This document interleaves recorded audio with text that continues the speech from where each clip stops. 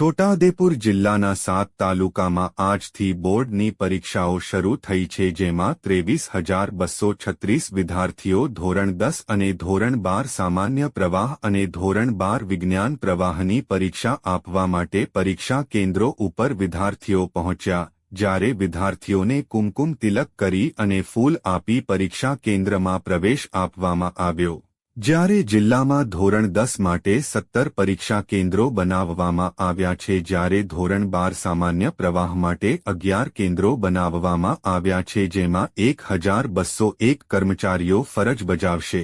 છોટાઉદેપુર જિલ્લાના નસવાડી, બોડેલી, સંખેડા, કવાંટ, પાવીજેતપુર, છોટાઉદેપુર, કદવાલ 7 તાલુકામાં ધોરણ 10માં 13,743 વિદ્યાર્થીઓ પરીક્ષા આપવા માટે પહોંચ્યા, જ્યારે ધોરણ 12 સામાન્ય પ્રવાહમાં 8,111 વિદ્યાર્થીઓ પરીક્ષા આપવા માટે પહોંચ્યા, જ્યારે ધોરણ 12 વિજ્ઞાન પ્રવાહમાં 1,278 વિદ્યાર્થીઓ પરીક્ષા આપવા માટે પહોંચ્યા। આમ જિલ્લામાં કુલ 23,132 વિદ્યાર્થીઓ ધોરણ 10 અને 12ની પરીક્ષા આજે આપવા માટે પહોંચ્યા।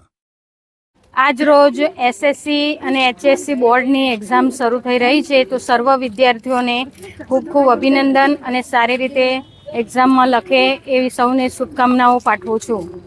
હું રક્ષાબેન એમ ચૌહાણ આજથી શરૂ થતી ફેબ્રુઆરી માર્ચ 2026ની એસએસસી એચએસસી બોર્ડની પરીક્ષામાં વિદ્યાર્થીઓને શાંતિપૂર્ણ માહોલમાં પ્રવેશ આપ્યો।